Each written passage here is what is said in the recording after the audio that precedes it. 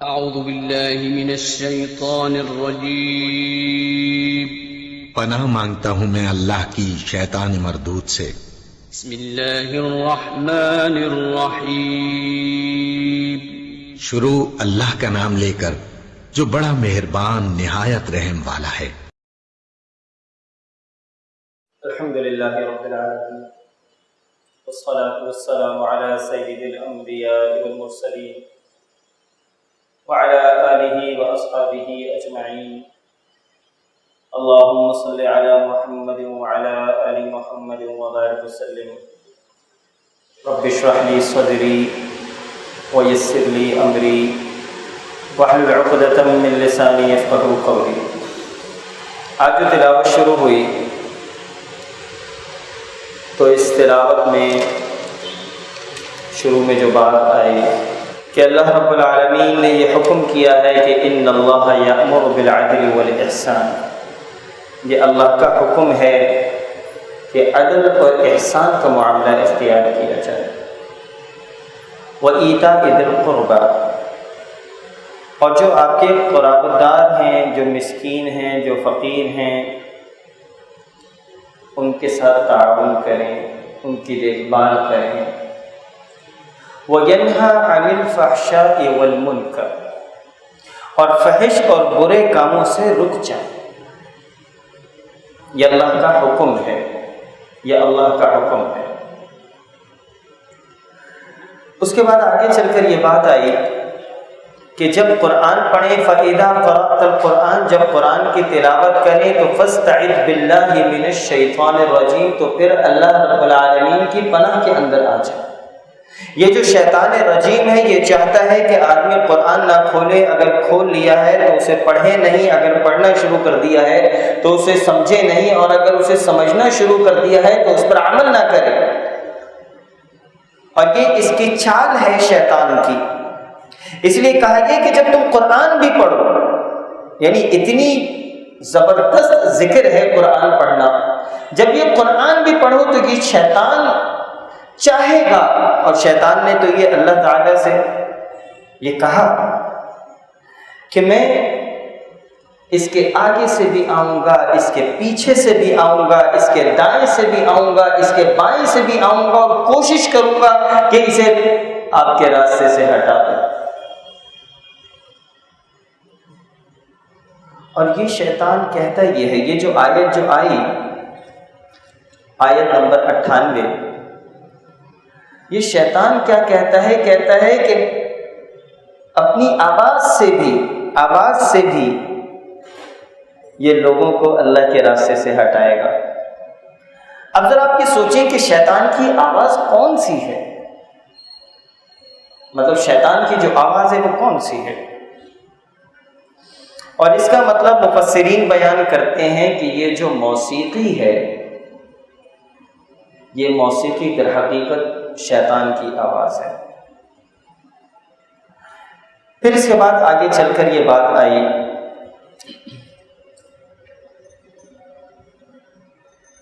ایک بستی کی مثال اللہ تعالیٰ بیان فرماتا ہے۔ یہ ترجمہ سلیس ترجمہ کہ اللہ تعالیٰ اس بستی کی مثال بیان فرماتا ہے جو پورے امن اور اطمینان سے چلی آ رہی تھی۔ اس کو ذرا غور سے سنیے گا۔ اللہ تعالیٰ اس بستی کی مثال بیان فرماتا ہے جو پورے امن اور اطمینان سے تھی، اس کی روزی اس کے پاس بافراغت ہر جگہ سے چلی آ رہی تھی، ہر جگہ سے بڑا ان کے اندر خوشحالی تھی، سب کچھ تھا۔ پھر اس نے اللہ تعالیٰ کی نعمتوں کا کفر کیا، اس بستی والوں نے اللہ کی نعمتوں کا کفر کیا تو اللہ نے اسے بھوک اور ڈر کا مزہ چکھایا۔ فَأَذَاقَهُ اللَّهُ لِبَاسَ الْجُوعِ وَالْخَوْفِ، بھوک اور ڈر کا اللہ نے پھر ان کو مزہ چکھا دیا، جو بدلہ تھا ان کے کرتوتوں کا۔ یعنی پہلے بستی والے لوگ فرمانبرداری کر رہے تھے تو ان کے اوپر روزی کی رزق کی فراوانی تھی، اور جیسے ہی انہوں نے نافرمانی کرنا شروع کی تو پھر اللہ رب العالمین نے اس کو بھوک اور ڈر کے اندر، خوف کے اندر مبتلا کر دیا۔ اس کے بعد آگے چل کر یہ بات آتی ہے کہ فَكُلُوا مِمَّا رَزَقَكُمُ اللَّهُ، آیت نمبر 115، 114 آیت نمبر. اس سے پہلے والی جو آیت تھی وہ آیت نمبر 112 تھی، اور یہ ہے آیت نمبر 114 کہ فَكُلُوا مِمَّا رَزَقَكُمُ اللَّهُ. دیکھو جو اللہ نے تو جو تمہیں رزق دیا ہے، کون سا رزق؟ حلالا طیب، جو حلال اور طیب رزق ہے وہ رزق تم کھاؤ. جو حلال ہے، حرام رزق کو اپنے پر مسلط نہ کرو، حرام رزق کو اپنے پر مسلط نہ کرو. جو حلال چیزیں اس کو کھاؤ، اور اللہ کی حلال چیزیں اتنی بے شمار ہیں کہ اگر ان کو کھایا جائے تو وہ کمی نہیں ہے. لیکن مسئلہ یہ ہے کہ شیطان ہمیں ان چیزوں کی طرف دعوت دیتا ہے کہ جو حرام ہے. یہاں اللہ کہتا ہے کہ حلال کھاؤ. یہاں ایک اور بات سمجھ میں آتی ہے جو اگلی صفحے میں یہ بھی بیان ہوا کہ آیت نمبر 124 کو بھی اگر ہم ملا کر سمجھنے کی کوشش کریں اس آیت کے ساتھ، کہ وہ جو ہفتے والا دن تھا بنی اسرائیل کے قوم کو اللہ تعالیٰ نے منع کیا کہ بھائی یہ سارے دن تمہاری روزی کے ہیں، یہ سارے دن تمہاری کمائی کے ہیں، تم جو کچھ کرنا چاہتے ہو کرو. دیکھو ہفتے والے دن یہ ہمارا دن ہے، ہفتے کا جو دن ہے یہ ہمارا دن ہے. اس دن تم صرف عبادت کرو گے، ہمارے احکام کے مطابق جو شریعت ہے اس کے اوپر تم کام کرو گے، اور باقی جو 6 دن ہیں وہ تم اس میں روزی روٹی کما سکتے ہو. اصحاب السبت یہ مچھلیاں پکڑتے تھے. اب ہوا یہ کہ ان کو روکا گیا کہ جو 7واں دن ہے، جو ہفتے کا دن ہے، اس دن تم مچھلیاں نہ پکڑو، باقی ہفتے کے 6 دن مچھلیاں پکڑو. یعنی کہ حلال یہ ہے کہ 6 دن تم مچھلیاں پکڑو، یہ تمہارے حلال ہے. 7ویں دن تم مچھلی پکڑنا یہ تمہارے لیے حرام ہو جائے گا. میں آپ کو بات یہ سمجھانے کی کوشش کر رہا ہوں کہ جو اللہ کا حکم ہے کہ حلال اور طیب رزق کھاؤ، یہ حلال اور طیب کیا چیز ہے؟ دیکھیں انسان جب حرام کی ملاوٹ کرنے کی کوشش کرتا ہے اپنے رزق کے اندر تو اللہ اس کے اوپر حرام کو مسلط کر دیتا ہے. میں دوبارہ ریپیٹ کر رہا ہوں اپنے الفاظ کو، جو حرام رزق کے پیچھے چلتا ہے، جو حرام کو اپنے رزق کے اندر ملاوٹ کرنے کی کوشش کرتا ہے، اللہ اس کے اوپر حرام کو مسلط کر دیتا ہے، اور پھر اس کے پاس حرام کے علاوہ کوئی چارہ ہی نہیں ہوتا. اس کی مثال یہ جو اصحاب السبت تھے، ہفتے کے 6 دن یہ مچھلیاں پکڑتے تھے، لیکن انہوں نے یہ سوچا کہ بھئی یہ جو 7واں دن ہے اس کے دن ہم کیوں اس دن بھی ہم مچھلیاں پکڑیں گے. اب ہوا یہ کہ ان کے دل کے اندر ٹیڑھ تھی، وہ اپنے حلال رزق کے اندر حرام کی ملاوٹ کرنا چاہتے تھے، وہ اپنے حلال رزق کے اندر حرام کی ملاوٹ کرنا چاہتے تھے. تو اللہ نے کیا کیا کہ وہ جو 7واں دن تھا جس دن مچھلیاں پکڑنے سے منع کیا تھا، اسی دن زیادہ مچھلیاں آنے لگ گئی. در حقیقت یہ ہے کہ جو حرام کو پیچھے چلتا ہے اللہ اس پہ حرام مسلط کر دیتا ہے.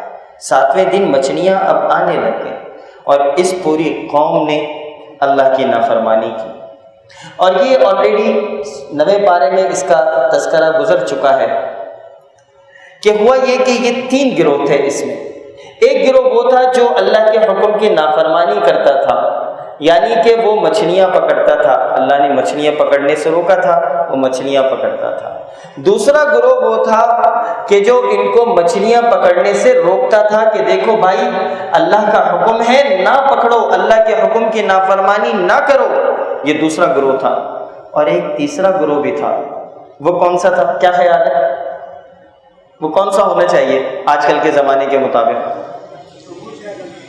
وہ خاموش رہتے تھے. وہ نہ 3 میں تھے نہ 13 میں تھے. بھائی وہ کہتے تھے کہ بھئی اگر یہ کر رہے ہیں چلو ٹھیک ہے کرنے دو، ہمارا کیا ہے، بس ہم تو بھئی اپنے کاموں میں لگے ہوئے ہیں، ہم بس اپنی. یہ 3 گروہ تھے. یعنی کہ ایک گروہ وہ تھا کہ جو مچھلیاں پکڑ رہا تھا، ایک گروہ وہ تھا جو مچھلیوں کو پکڑنے سے روکتا تھا، اور ایک گروہ وہ تھا کہ جو خاموشی کی زندگی اختیار کرتا تھا، اسے کسی سے لینا دینا نہیں تھا. اللہ نے جب عذاب نازل کیا، جب یہ اپنی نافرمانی کو کراس کر چکے تھے، تو جب اللہ نے ان کے اوپر عذاب نازل کیا تو اللہ نے صرف ایک گروہ کو بچا لیا، وہ گروہ جو ان کو برائی کرنے سے روکتا تھا۔ ان دونوں گروہوں کے اوپر کہ وہ گروہ جو مچھلیاں پکڑتے تھے اور دوسرا گروہ جو نیوٹرل تھے، سو کالڈ نیوٹرل، اللہ نے ان دونوں گروہوں کے اوپر اپنا عذاب نازل کر دیا، بندر بنا دیا گیا۔ یہ اللہ کی طرف سے عذاب تھا۔ اس لیے حلال جو رزق ہے اس کی کمائی کی فکر کریں، حرام سے جلد چھٹکارا حاصل کرنے کی کوشش کریں۔ اس کے بعد سورہ بنی اسرائیل کے تلاوت کا آغاز ہوا۔ یہ جو سورہ بنی اسرائیل کی تلاوت ہے اس کو اسراء معراج کے حوالے سے ہے۔ یہ معراج جو اللہ کے نبی صلی اللہ علیہ وسلم کو ہوا کہ سبحان الذی اسری بعبدہ، پاک ہے وہ اللہ جو اپنے بندے کو لیلا من المسجد الحرام الی المسجد الاقصی، کہ اپنے بندے کو رات ہی رات میں مسجد حرام سے مسجد اقصی تک لے گیا۔ الذي باركنا حوله لنريه من آياتنا إنه هو السميع البصير، جس کے آس پاس ہم نے برکت دے رکھی ہے اس لیے کہ ہم سے اپنی قدرت کے بعض نمونے دکھائیں، ہم اسے اپنی قدرت کے بعض نمونے دکھائیں، یقیناً اللہ ہی خوب سننے اور دیکھنے والا ہے۔ اب یہاں تو یہ ہوا کہ اللہ کے نبی صلی اللہ علیہ وسلم کو معراج نصیب ہوئی۔ یہ جو معراج اس کی یہ آیت ہے کہ مسجد حرام سے مسجد اقصی اللہ کے نبی کو لے گئے۔ یہ ہوا کیا؟ اللہ کے نبی صلی اللہ علیہ وسلم دعوت اور تبلیغ کے کام میں لگے ہوئے تھے۔ 10ویں نبوت کے سال اللہ کے نبی صلی اللہ علیہ وسلم کو یہ جو پوری دعوت اور نبوت کا کام تھا، اس میں قریش والے بہت شدید مصیبتیں اور مشکلات کھڑا کرتے تھے، بہت زیادہ اللہ کے نبی صلی اللہ علیہ وسلم کو تکلیف پہنچاتے تھے۔ اس تکلیف کے پیچھے وہ جو کھڑے ہوتے تھے ان کو جو پاور ملتی تھی وہ پاور اپنی بیوی سے ملتی تھی، حضرت خدیجہ رضی اللہ تعالی عنہا ان کے لیے ایک پلر تھی، دوسرا پلر ان کے لیے ان کے چچا ابو طالب تھے۔ ان دونوں کا انتقال 10ویں نبوت کے سال ہوا اور اللہ کے نبی نے اس سال کو عام الحزن قرار دیا، غم کا سال۔ بہت شدید غم میں تھے، ایک تو مصیبتیں چاروں طرف سے آ رہی تھیں اور یہ جو دو پلرز تھے ابو طالب اور حضرت خدیجہ رضی اللہ تعالی عنہ، یہ دونوں رخصت ہو چکے، بہت شدید غم میں تھے۔ مکے سے نکل کر دعوت کے لیے نکلے، طائف کی وادی میں گئے 11ویں نبوت کے سال، اور آپ کو پتہ ہے کہ پھر طائف کی وادی میں اللہ کے نبی صلی اللہ علیہ وسلم کے ساتھ کیا ہوا۔ اب اس رنج و الم کے اندر، اب اس تکلیف کے اندر کہ جب چاروں طرف سے مصیبت اور مشکلات، اور طائف کی وادی کے اندر بھی کس طریقے سے اللہ کے نبی صلی اللہ علیہ وسلم کو پتھروں سے مارا گیا، لہو لہان کیا گیا، اب اللہ رب العالمین پیارے حبیب صلی اللہ علیہ وسلم کو اپنی یہ جو کائنات ہے اس کے جلوے دکھانا چاہتے تھے کہ وہ جو غم ہے وہ تھوڑا سا کم ہو جائے، وہ جو تکلیف ہے یہ تھوڑی سی کم ہو جائے۔ اور اللہ کے نبی کو، نبی کریم صلی اللہ علیہ وسلم کو مسجد حرام سے مسجد اقصی کی طرف لے کر گئے۔ اللہ کے نبی نے وہاں پر سارے انبیاء کی نماز پڑھیں، اور پھر اس کے بعد مسجد اقصی سے وہ آسمانوں کی طرف گئے، اور وہاں پر ان کی ملاقاتیں ہر آسمان کے اوپر مختلف انبیاء سے ہوئیں، اور پھر اس کے بعد وہ آگے اللہ رب العالمین کے پاس گئے، سدرۃ المنتہا۔ وہاں کیا ہوا یہ اللہ ہی بہتر جانتا ہے۔ یہاں پہ مسئلہ یہ ہے کہ یہ جو مستشرقین ہیں یا ویسٹرن جو تھنکنگ اور تھاٹ ہے، جو مغربی خیالات ہیں، وہ یہ کہتے ہیں کہ بھئی اللہ کے نبی کو یہ معراج نصیب نہیں ہوئی، اور یہ جسم جو ہے یہ نہیں جا سکتا۔ یہ کیسے ہو سکتا ہے کہ یہ جو ہے بالکل ایک ہی رات کے اندر یہ مکے سے مسجد اقصی چلے جائیں، اور جو 40 دنوں کا سفر تھا، 40 دن اور رات کا جو سفر تھا یہ ایک ہی رات میں طے کر لیں اور پھر آسمانوں کی طرف چلے جائیں؟ نہیں بھئی، یہ صحیح نہیں ہو سکتا ہے یہ خواب کے اندر گئے ہوں، یہ خواب میں گئے ہو. یہ لوگ یہ کہتے ہیں کہ ہو سکتا ہے ان کو خواب آیا ہو، یہ تو صرف خواب کی بات کر رہے ہیں. لیکن یہاں پر اللہ نے جو لفظ ادا کیا ہے بعبدہ، اپنے بندے کو اس کے جسم کے ساتھ در حقیقت.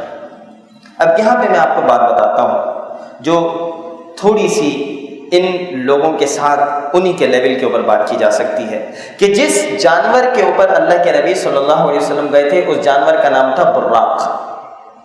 براق کس سے ہے؟ برق سے. اور برق کے مطلب کیا ہے؟ برق کے مطلب کیا ہے؟ یہ روشنی، بجلی. برق کے مطلب یہ ہے یعنی وہ جانور جو بجلی کی رفتار سے، جو روشنی کی رفتار سے چل رہا تھا. آپ میرا پوائنٹ سمجھ رہے ہیں؟ اس صدی کے اندر آ جاتے ہیں. یہ جو آئنسٹائن نے جو تھیوری دی کہ میٹر جو ہے اور انرجی، یہ در حقیقت یہ دو ایسی چیزیں ہیں کہ دنیا کے اندر ہر چیز انرجی ہے. اور یہ جو میٹر ہے، یہ جو مادہ ہے، جب یہ اسپیڈ آف لائٹ سے سفر کرے گا تو یہ میٹر انرجی کی فارم کے اندر چلا جائے گا، انرجی بن جائے گا.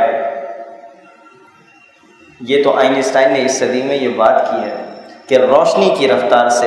اور اللہ کے نبی صلی اللہ علیہ وسلم جس جانور کے اوپر گئے تھے اس کا نام کیا تھا؟ روشنی. وہ جو جانور تھا اس کا نام روشنی تھا در حقیقت. اس کا مطلب یہ ہوا کہ جب روشنی کی رفتار سے سفر ہوتا ہے تو یہ آئنسٹائن ہی یہ بات بتاتا ہے کہ انسان یا کوئی بھی چیز یا مادہ وہ زمان اور مکان سے باہر چلا جاتا ہے، زمانے سے بھی باہر چلا جاتا ہے. وہ اسٹیٹ جس فارم کے اندر ہے وہ اس سے بھی باہر چلا جاتا ہے. زمان و مکان کی قید سے وہ آزاد ہو جاتی ہے چیز. جو چیز اسپیڈ آف لائٹ سے سفر کرے گی، اس کا مطلب یہ ہوا کہ اللہ کے نبی صلی اللہ علیہ وسلم نے جب روشنی کی رفتار سے جب سفر کیا تھا تو وہ زمان و مکان کی قید سے باہر چلے جا چکے تھے. اور یہ تو آج بھی سائنس پروف کر رہی ہے کہ یہ پاسبل ہے. سائنس نے آج یہ بات بولی، 1450 سال پہلے اس کا ایک معجزہ اسلام نے دکھا دیا. ایک چیز کہ جب اسپیڈ آف لائٹ سے سفر ہوتا ہے تو چیز، مادہ زمان و مکان کی قید سے آزاد ہو جاتا ہے. ایک چیز یہ ہے. دوسری چیز یہ ہے کہ ان کو ماضی کی اور مستقبل کی خبر کیسے چل گئی. ان کو جنت اور جہنم ابھی تو واقع نہیں ہوئی. ہاں ابھی تو واقع نہیں ہوئی، ابھی تو قیامت نہیں آئی. یہ جنت اور جہنم ان کو کیسے دکھا دیا گیا؟ یہ کیسے دکھا دیا گیا؟ میں آپ کو سمجھانے کی کوشش کرتا ہوں یہاں پر کہ یہ چیز کیا ہے. کہ یوں سمجھ لیجئے کہ یہاں پہ 3 کمرے ہیں اور ان تینوں کمروں کے درمیان میں دیوار ہے. ایک کمرہ ہے، دوسرا کمرہ ہے اور تیسرا کمرہ ہے. ان تینوں کمروں کے درمیان میں دیوار ہے. پہلا جو کمرہ ہے یہ ماضی ہے، دوسرا جو کمرہ ہے یہ حال ہے، اور جو تیسرا کمرہ ہے یہ مستقبل ہے. اب حال کے اندر اللہ کے نبی صلی اللہ علیہ وسلم موجود تھے. حال میں جو پریزنٹ جس کو ہم کہتے ہیں، ایک کمرہ آپ اسے کہیں کہ وہ پاسٹ ہے، بیچ والا پریزنٹ ہے، اور جو اگلا جو کمرہ ہے وہ فیوچر ہے. اللہ کے نبی حال کے اندر موجود تھے. اب بظاہر جب میں اور آپ کسی کمرے کے اندر موجود ہیں جس کے دائیں ہاتھ پہ بھی کمرہ ہو اور بائیں ہاتھ کے اوپر بھی کمرہ ہو، تو ہمیں نہ یہ بات پتہ ہوگی کہ دائیں ہاتھ والے کمرے میں کیا ہو رہا ہے، نہ ہمیں یہ پتہ ہوگا کہ بائیں ہاتھ میں کیا ہے. آپ کو آئیڈیا ہوگا؟ کسی کو کچھ بھی نہیں ہوگا، کیونکہ بیچ میں کیا موجود ہے؟ کیا ہے بیچ میں موجود؟ دیواریں موجود ہیں. لیکن آپ اپنے آپ کو تھوڑا سا اوپر کر دیتے ہیں، آپ ایلیویٹ ہو جاتے ہیں. آپ دونوں کمروں کی دیوار پہ بیٹھ جائیں. اگر بیچ میں دیوار پہ بیٹھ جائیں تو جب آپ دیوار پہ بیٹھیں گے تو آپ کو یہ کمرہ بھی نظر آئے گا اور آپ کو دوسرا کمرہ بھی نظر آئے گا. آپ کو میری بات سمجھ میں آ رہی ہے کہ جب آپ تھوڑا سا اوپر ہو جائیں،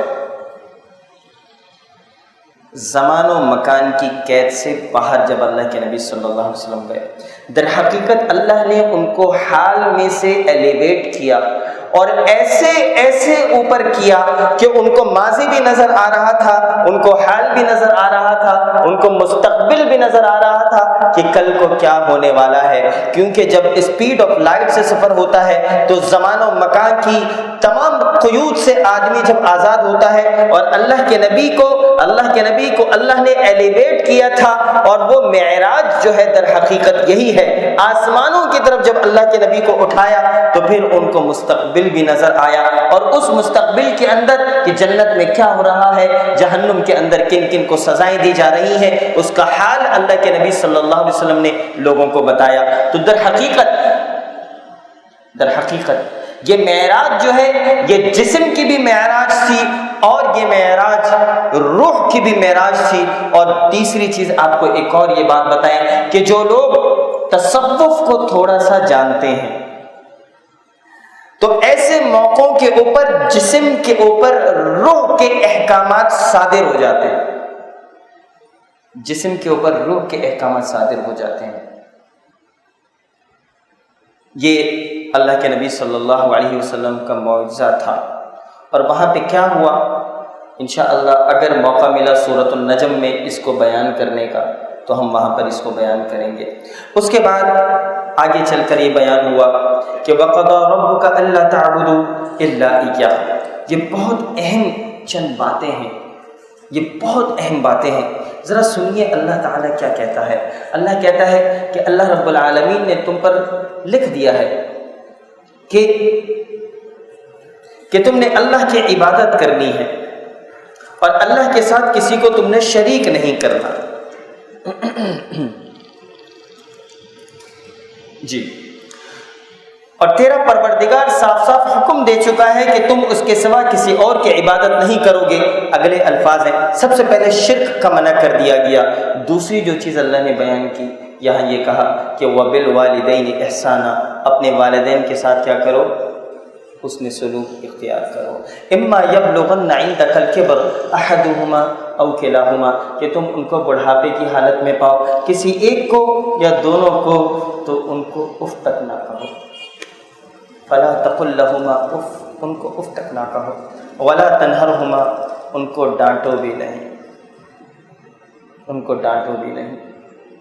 وقل لہما قولا کریما، ان سے جب بات کرو تو محبت کے ساتھ بات کرو۔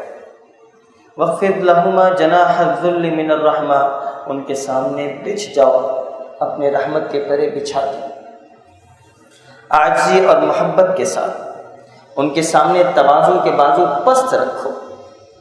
اس کے بعد اللہ رب العالمین فرماتے ہیں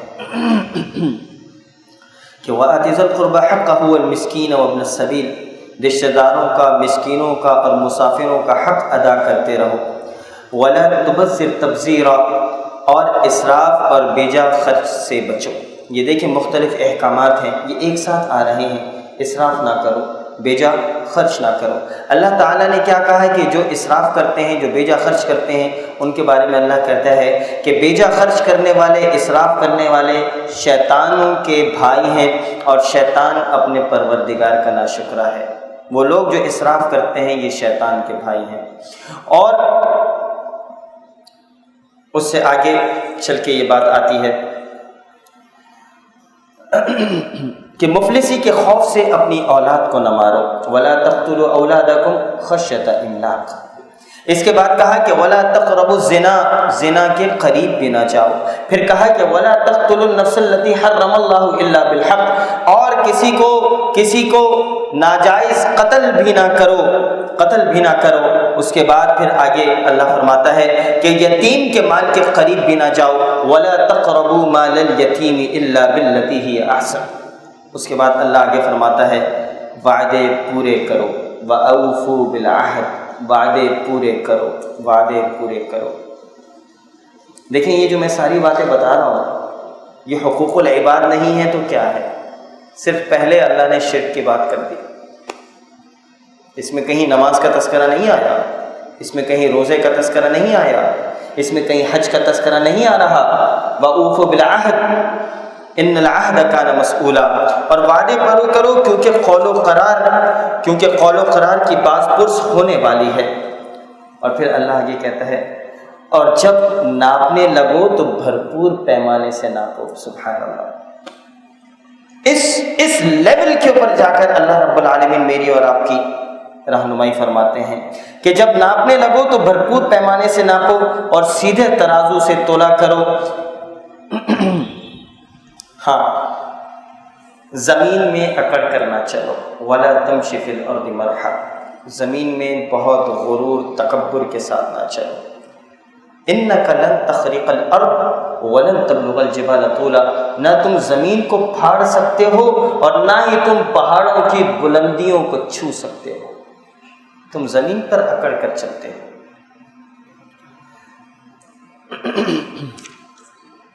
یہ چند احکامات تھے جو یہاں پر بیان ہوئے ہیں۔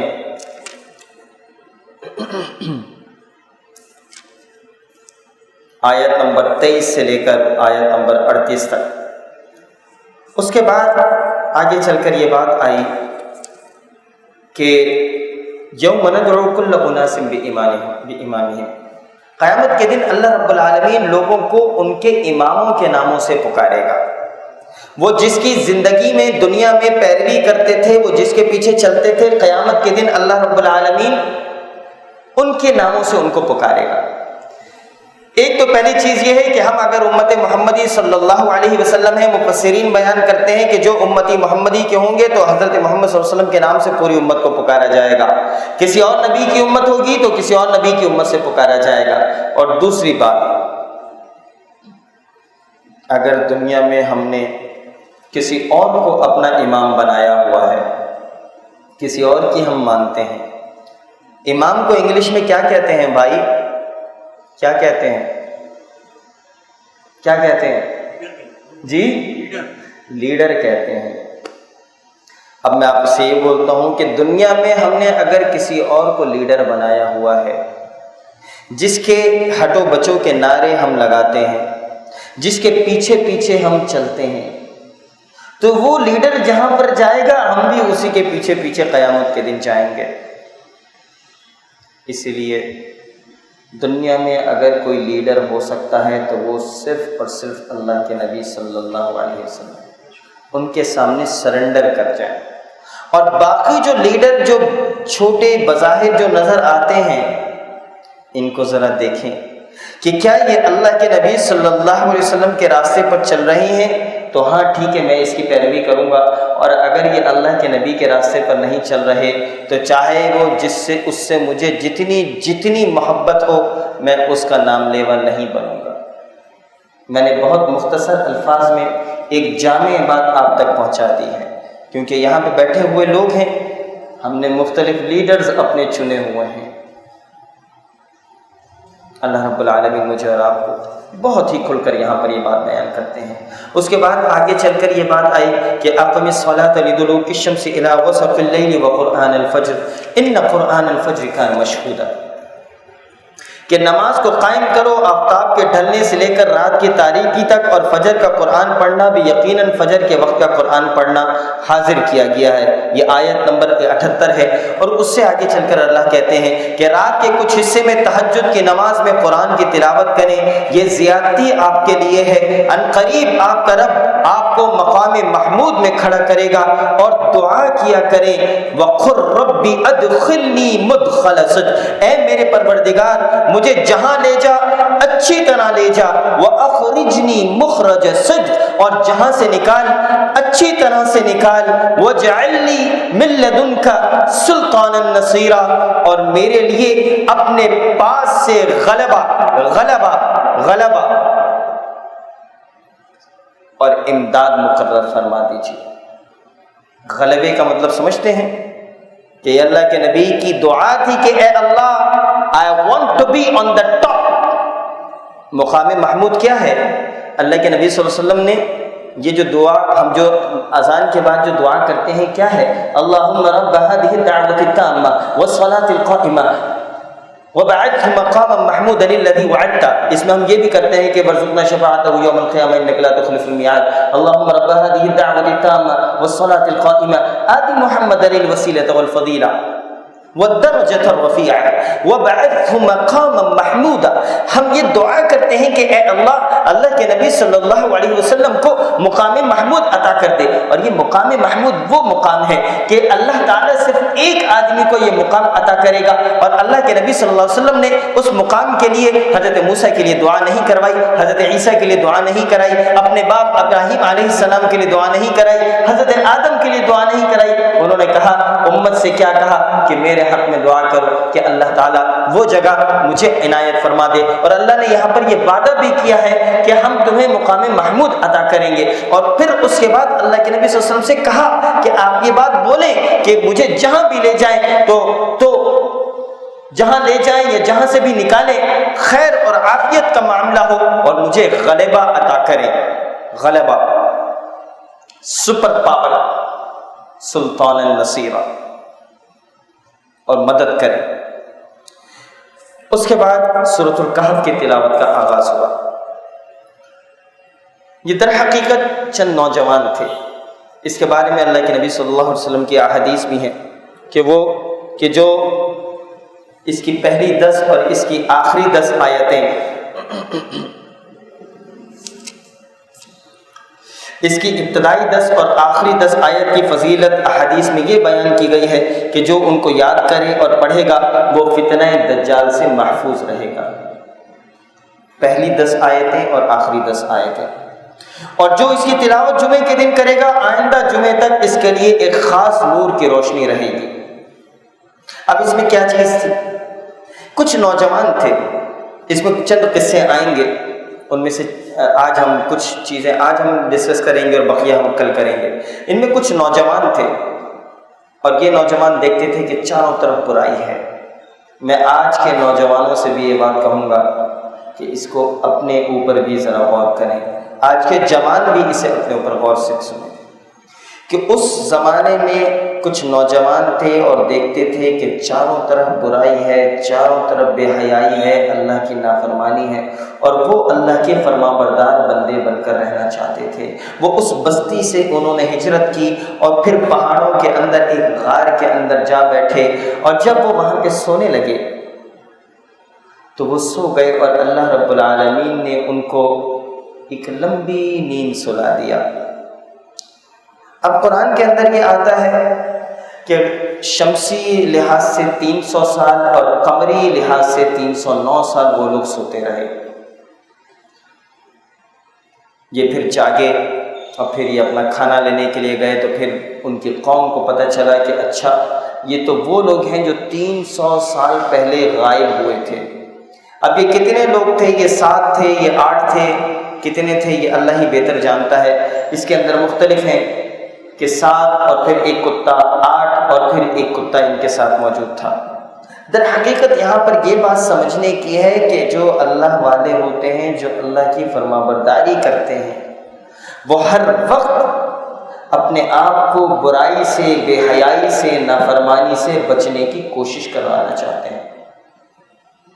آج کا جو نوجوان ہے, اگر اس کے دل میں اللہ کی محبت آ جائے, دیکھیں قیامت کے دن کہ جب چاروں طرف نفسا نفسی ہوگی, اس نفسا نفسی کے عالم میں اللہ تعالیٰ اپنے عرش کے نیچے 7 قسم کے لوگوں کو جگہ دے گا,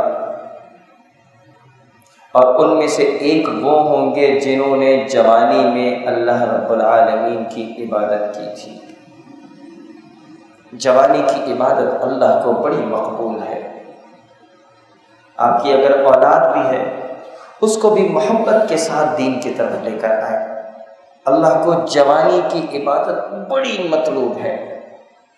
اور اس میں ایک اور بھی ہے, ایک یہ ہے کہ ان میں سے ایک آدمی وہ ہوگا کہ جس کو کوئی خوبصورت عورت برائی کی طرف بلائے, کوئی خوبصورت عورت, اور وہ اس کے ساتھ برائی کرنے کی اس کے اندر اہلیت بھی ہو, مطلب وہ اس کے پاس موقع بھی ہو, اور وہ صرف اللہ کی رضا کے لیے اس کو چھوڑ دے, تو قیامت کے دن اللہ تعالیٰ اپنے عرش کے نیچے ایسے شخص کو جگہ دے گا.